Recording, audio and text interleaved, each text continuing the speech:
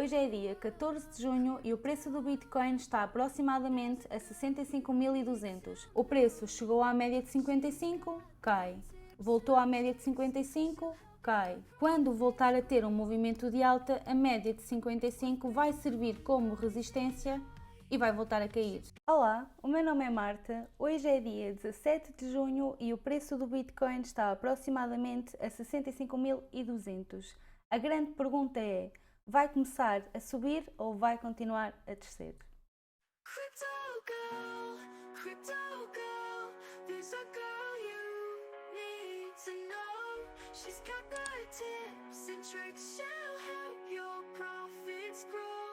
Como nós tínhamos visto então no último vídeo, cada movimento de alta era a média de 55 para continuar a cair. E reparem que foi exatamente isso que aconteceu. E agora, neste momento, vai cair ou vai descer? Vamos então ver como é que estão os indicadores e reparem que existe força no ADX, força em que direção? Em direção de alta. Então, se há força na alta, o preço tende a subir. Subir até onde? Até à média de 55. Mas para além do Squeeze Mome e do ADX, eu hoje quero te ensinar uma estratégia que funciona a maior parte das vezes, tem uma assertividade acima da média. Tu vais precisar de adicionar aí no teu gráfico o Squeeze Mome, o ADX, o MACD e o RSI. E esta estratégia é tão básica, mas tão básica, mas tão básica que tu só vais precisar de ouvir uma vez. E ela vai incidir em detectar Vs. Como assim Vs? Um V, outro V, outro V. Tem força na direção de alta? Tem, então o preço sobe. O mesmo vai acontecer ao contrário, ou seja, um V invertido. Um V invertido, um V invertido, um V invertido. Tem força na direção de alta? Não tem. Então confirma os Vs invertidos e o preço cai.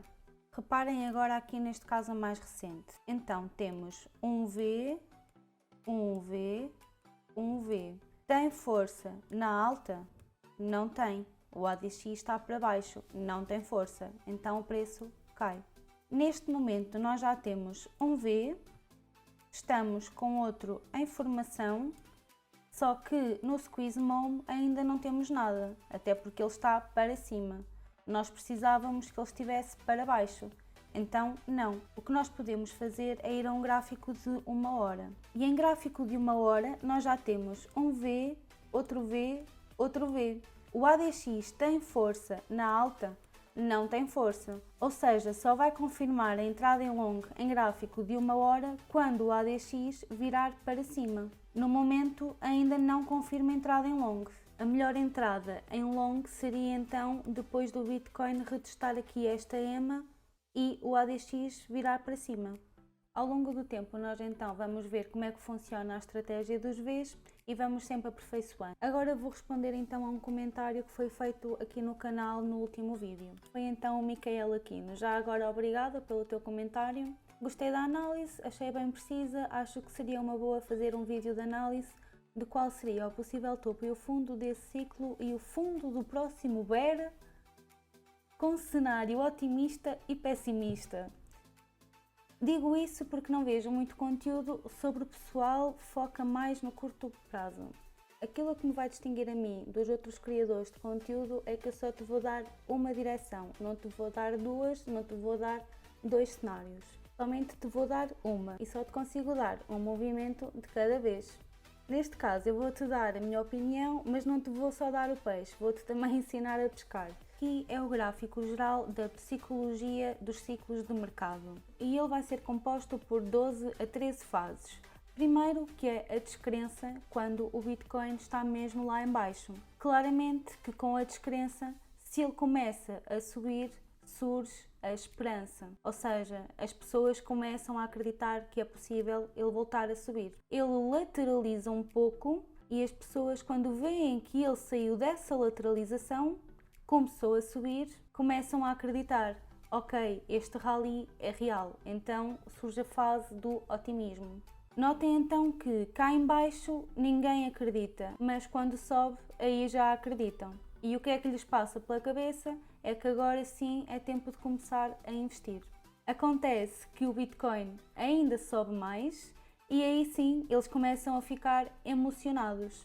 Eles, nós, eu, tu. Isto é um gráfico de sentimento, então nós somos seres humanos, é normal que isto aconteça comigo, contigo e com qualquer pessoa. O Bitcoin sobe, nós ficamos emotivos. E o que é que nós queremos? Queremos comprar mais. Comprar mais porque vai subir mais. E começamos então a acreditar que sim, que agora vai explodir. E depois surge então a fase de euforia, em que toda a gente se vai achar um gênio porque compra uma porcaria qualquer e essa porcaria qualquer sobe. Não tem fundamento, não tem nada, mas como estamos em bull market, simplesmente explode de preço. Ou seja, essa é a fase da euforia.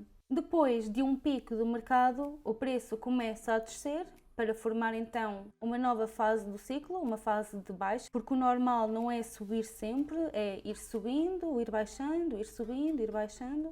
Então, depois desse pico de euforia, vem uma queda. E depois dessa queda vem então uma alta que vai ser a fase de complacência. Após a complacência, o Bitcoin começa a descer e as pessoas claramente começam a ficar ansiosas. Depois da ansiedade vem então a negação, porque as pessoas começam mesmo a entrar em estado de negação. E é o que está aqui escrito: os meus investimentos são bons e sim, claramente eles vão voltar a subir de preço. Ou seja, estás a entrar em fase de negação porque claramente que tu vês que está a cair e tu na tua cabeça pensas, eu tenho ADA e ADA é muito bom e por mais que ela caia ela vai voltar a subir, ok?